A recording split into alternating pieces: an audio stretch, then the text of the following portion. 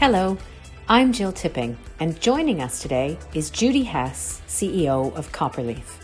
Today we're discussing how to pick the right scale-up team.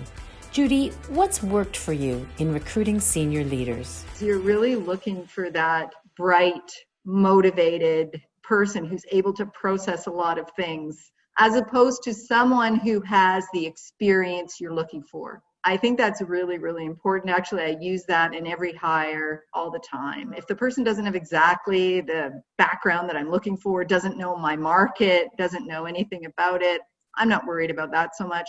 I'm really worried about the CPU of this person. And because that person with that amazing ability to grasp and process things and move in the right direction and solve problems will gain that database that you're looking for. The second thing I would say is I'm always looking for a cultural fit. Having the most amazing, smartest person on the planet that's so brilliant and can solve every problem, but without that cultural fit, it's just not going to work in the end, because it's all about teamwork. It's not about one individual's contribution and how amazing they can be. It's really about what the team can do together. It's really about the team setting goals and then exceeding those goals. Another thing that I really love is having a strategic vision and also an operational bent as well in one package, with some great communication skills for leadership. It's hard to find all those things, maybe, because you really need to get stuff done and being able to do that, but also being a bit strategic about it. Like, why are we doing this? Having that curiosity and stuff like that, and being able to think things through. So I love engineering physics degrees. Whenever I see that, I kind of bias in that direction, but they also have to be able to communicate to humans. So those two pieces have to go together.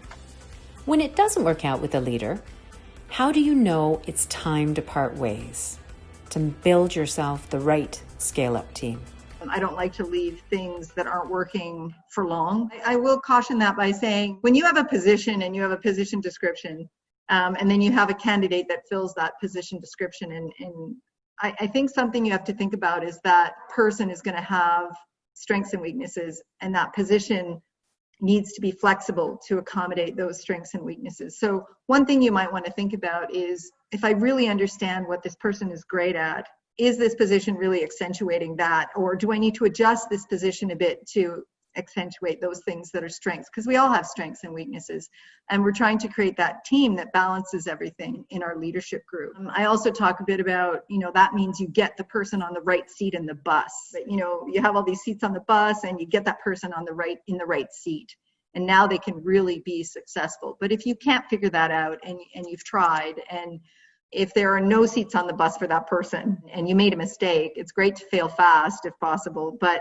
you know that person will never be happy getting the message that they're really not doing the right job yet. They're not really performing. It's better for you to enable them to find a fit somewhere else so they can be successful, so someone can tell them all the time, you're amazing, you're doing a fantastic job. And there is a place for that person. It just might not be in your organization. Thank you, Judy, for joining us today. Such great insights on building and refining the right scale-up team.